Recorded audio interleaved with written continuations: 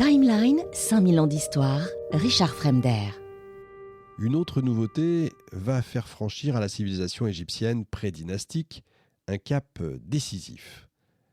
Pour savoir de quoi il s'agit, il faut se rendre sur le site de Nabta Playa, dans le sud de l'Égypte, à près de 100 km à l'ouest de la vallée du Nil.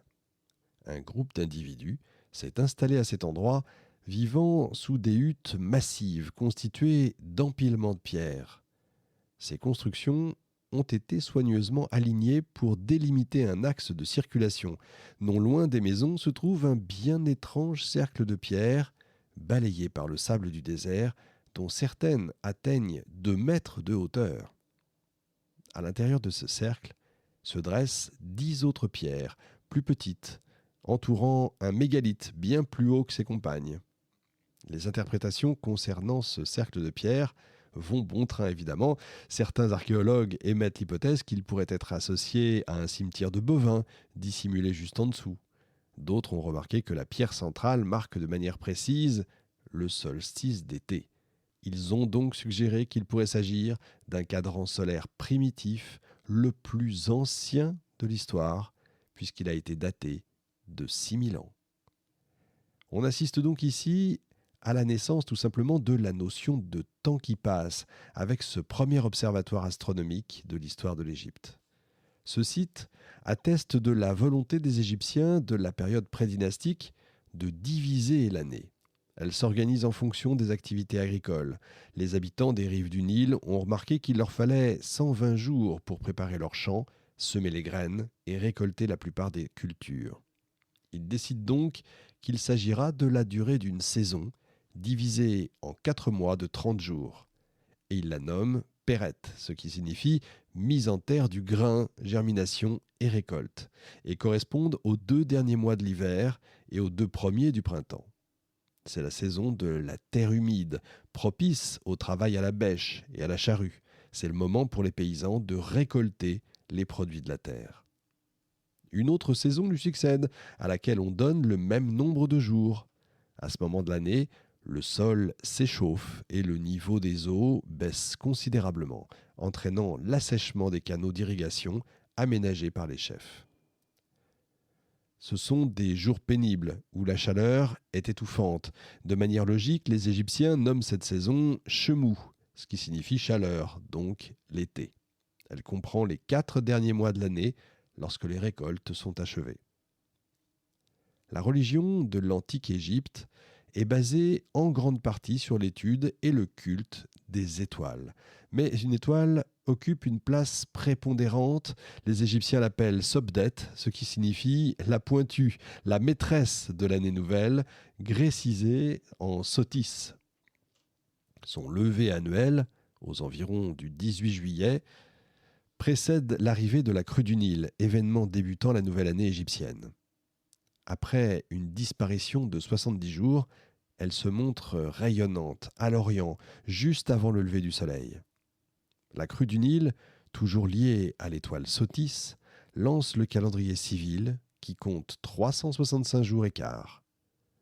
Sauf qu'il s'agit plutôt d'une symbolique religieuse, étant donné l'existence d'un décalage important entre le lever de l'étoile et la crue, qui ne permet la coïncidence de ces 2 phénomènes seulement tous les 1460 ans.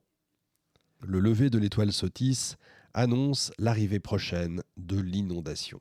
Elle marque aussi le début de la saison Akhet, c'est-à-dire la plénitude en égyptien ancien, qui correspond à l'été pour l'Occident moderne. C'est une saison bénéfique et favorable à la récolte. Le flot revient recouvrir toutes les terres arables et les fertiliser.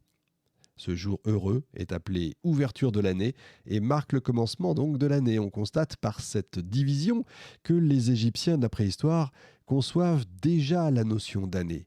Le jour de l'an est un jour dédié à la science, la connaissance et l'intelligence, forme divine appelée Thoth, et matérialisée dès le début par le singe cynocéphale, originaire d'Éthiopie, le pays de Punt, la fameuse terre du dieu.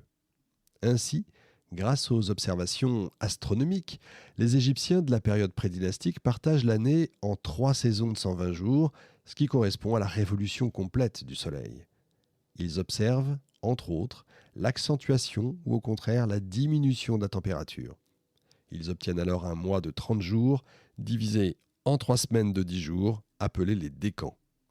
Si vous savez compter, ce qui n'est pas toujours mon cas, il manque donc 5 jours et un quart pour arriver au jour du retour de la crue. On ajoute donc 5 jours supplémentaires, appelés les jours sur l'année. Un mythe est alors composé pour expliquer l'ajout de ces 5 fameux jours. Il met en scène la création du monde égyptien.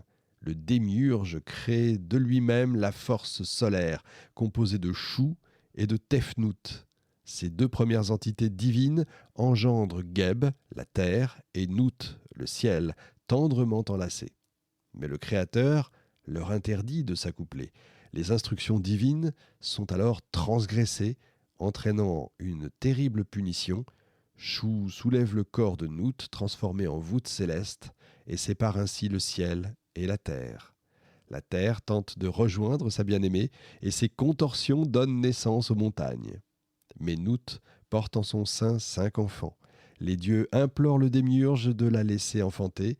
Apitoyé, il ajoute 5 jours supplémentaires à l'année pour permettre à Nout d'accoucher de ses 5 enfants, Osiris, Isis, Nephthys, Seth et Horus l'Ancien. Les prêtres astronomes s'efforcent de régler le problème de la longueur des heures. Ils décident de diviser du coup le jour et la nuit en 12 sections. Pour les mesurer, ils créent un récipient tronconique rempli d'eau qui s'écoule à la base par une minuscule ouverture. Et oui, vous l'avez reconnu, c'est la clepsydre. Le laps de temps qui s'écoule entre chaque heure est consigné sur les flancs intérieurs du récipient. Selon la saison, les marques des heures sont plus ou moins espacées ou plus ou moins rapprochées.